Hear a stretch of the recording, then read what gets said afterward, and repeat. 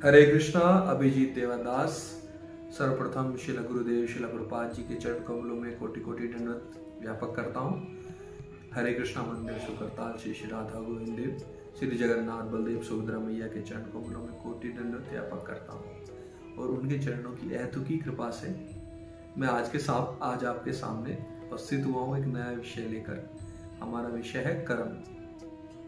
और कर्म के संदर्भ में भगवत गीता में अनेक श्लोक बोले गए हैं और एक पूरा अध्याय है कर्म योग। और सामान्य जन के मन में भी एक अवधारणा है कि कर्म करो, फल की इच्छा मत करो। हाँ, कहीं हद तक ये ठीक है, परंतु उसका सही मायने में अर्थ समझना बहुत जरूरी है। कर्मण्यवाधिकारस्ते मा फलेषु कदाचन माँ कर्म फल हेतु भूर्वा संगस्तु कर्मणि। कि हम कर्म के तो अधिकारी हैं परंतु कर्म फलों के अधिकारी नहीं हैं और हमें आसक्ति के बिना कर्म करना चाहिए।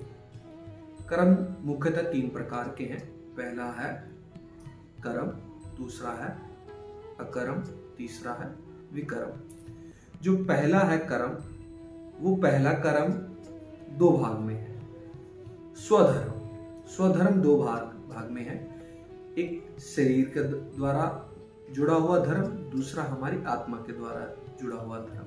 और ये दोनों ही पालन करने अनिवार्य है, क्योंकि दोनों धर्मों से ही एक संयोजन बनता है। और जो विकर्म होता है, जो स्वधर्म होता है, वो शास्त्रों के द्वारा बताया गया या धर्म चक्षु के आधार पर जो हम कर्म करते हैं वो स्वधर्म कहलाता है। और वो हमें आसक्ति में नहीं बांधता और हर एक फल से मुक्त करके रखता है। अगर हम किसी कर्म को आसक्ति के बिना समभाव से कर्म करेंगे, निष्काम भाव से कर्म करेंगे, तो वो हमें आसक्ति में नहीं बांधता, उसका फल, उसका पाप पुण्य हमें नहीं लगता और हम जन्म मृत्यु जरा व्याधि के चक्कर में नहीं फंसते। और इसके विपरीत है विकर्म। विकर्म का अर्थ है कि हम शास्त्रों के विरुद्ध, शास्त्रों की अवहेलना करके हम कर्म करते हैं।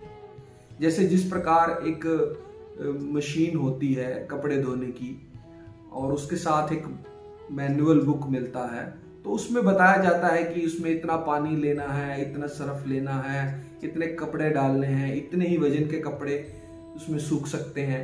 तो उस विधिवत हम उस यंत्र को चलाएंगे तो वो एक अच्छे और सुचारू ढंग से हम चलेगा। परंतु अगर हम अपनी मनमानी तरीके से उसको हम चलाएंगे तो वो यंत्र खराब होने की संभावना होती है। इसी प्रकार हम शरीर रूपी यंत्र में आए हैं और शास्त्र के द्वारा हमें धर्म का बताया गया है।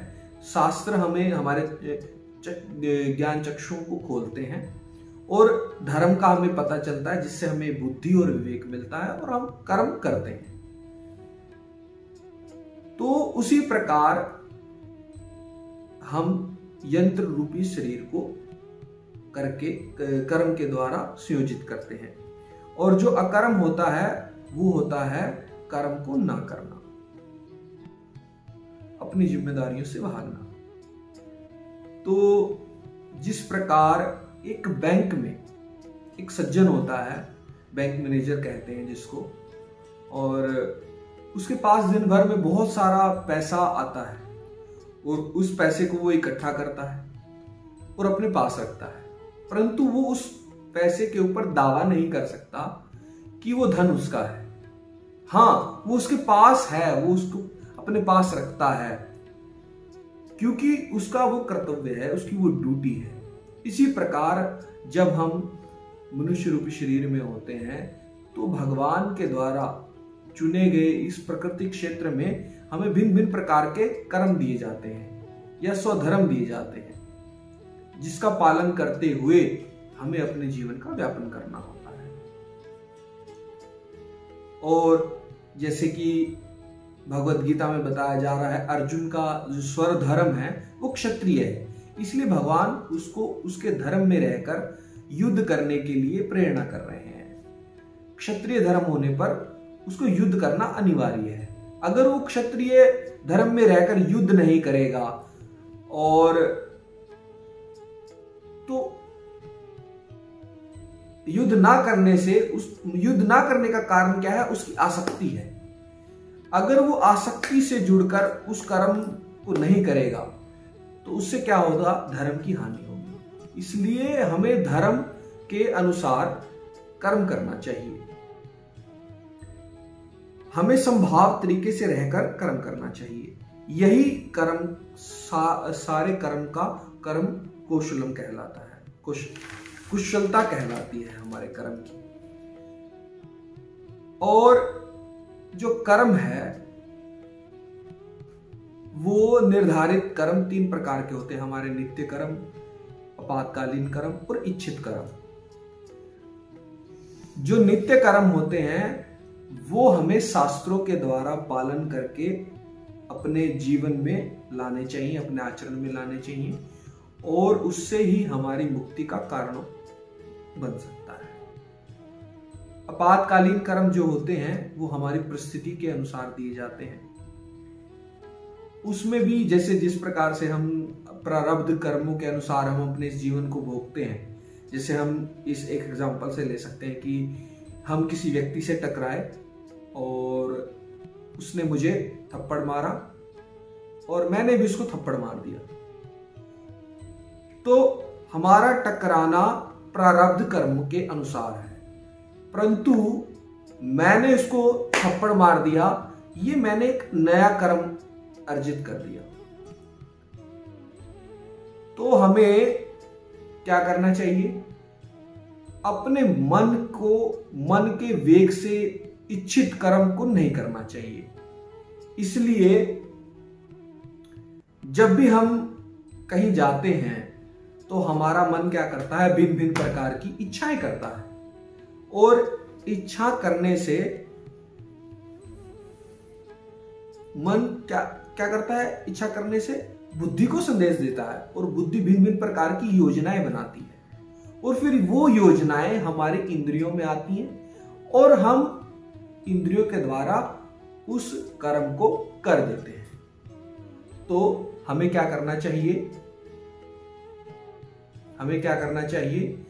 हमें कर्म को भगवान की भक्ति में लगाते हुए, भगवान की भक्ति में संलग्न होते हुए संभाव से कर्म करना चाहिए। आसक्ति को त्याग कर अपने कर्म को कर्तव्य समझकर। अगर कोई व्यक्ति अपने परिवार से जुड़कर कर्म करता है तो उसे अपने बच्चों में आसक्ति नहीं होनी चाहिए, मोह नहीं होना चाहिए कि मोहवश वो कुछ भी करे तो उसको नेग्लेक्ट करे। नहीं, उसके आचरण में सुधार करना चाहिए वो, क्योंकि हमारा कर्तव्य है। उसको धर्म का ज्ञान देना हमारा कर्तव्य है। इसलिए जब हम भगवान की भक्ति करते हैं या अपने शास्त्रों का अनुसरण करते हैं तो हमें धर्म आता है, विवेक आता है, और उससे हम समझते हैं कि कर्म कैसे करना चाहिए। और जब कर्म अच्छे होंगे, संभाव से किए जाने वाले कर्म होंगे, तो व्यक्ति अपने कर्मों से संतुष्ट रहता है और उसको आनंद मिलता है। तो अगर आपका कोई भी क्वेश्चन हो तो आप कमेंट सेक्शन में बता सकते हैं, और अगर आप किसी विषय पे वीडियो चाहते हैं तो वो भी बता सकते हैं। हरे कृष्ण।